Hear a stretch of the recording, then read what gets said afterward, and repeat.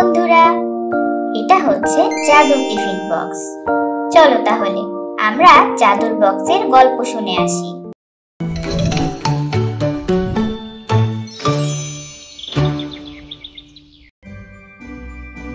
এক গ্রামে বাস করত একটি ছোট্ট ছেলে মিঠু।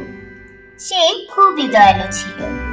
তার ছিল একটি লাল টিফিন বক্স, আর তার মা প্রতিদিন তার লাল টিফিন বক্সে কখনো নুডলস, কখনো কেক, আবার কখনো তার পছন্দের স্যান্ডউইচ সহ নানা রকম মজার মজার খাবার দিত। একদিন টিফিনের সময় মিঠু তার টিফিন বক্স খুলে দেখলো তার মা তার পছন্দের ডিমের স্যান্ডউইচ দিয়েছে। মিঠু খাওয়া শুরুই করতে যাচ্ছিল, হঠাৎ সে দেখলো একটু দূরে মায়া মন খারাপ করে বসে আছে।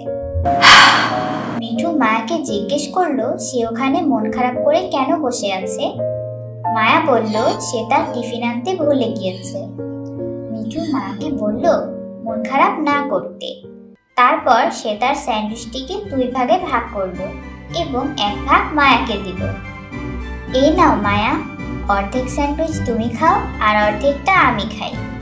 ভাগাভাগি করে খেলে যে কোনো কিছুর মজা আরো বেড়ে যায়। তারপর তারা দুইজনেই স্যান্ডউইচটি ভাগ করে খেয়ে নিল।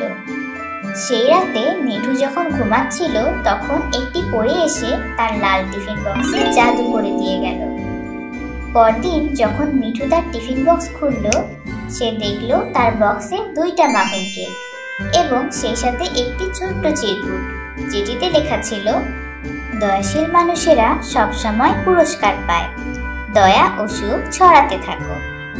এরপর থেকে মিঠু সব সময় যাদের প্রয়োজন তাদের সাথে নিজের টিফিন ভাগ করে খেত, আর তার টিফিন বক্সও কখনোই খালি থাকতো না। গ্রামের অন্যান্য ছেলেমেয়েরাও শিখল যে অন্যদের সাথে ভাগাভাগি করে থাকতে পৃথিবীটা অনেক সুন্দর হয়ে যায়। এরকম আরও মজার মজার ভিডিও পেতে বাবা মাকে বলো আমাদের চ্যানেলটি সাবস্ক্রাইব করতে।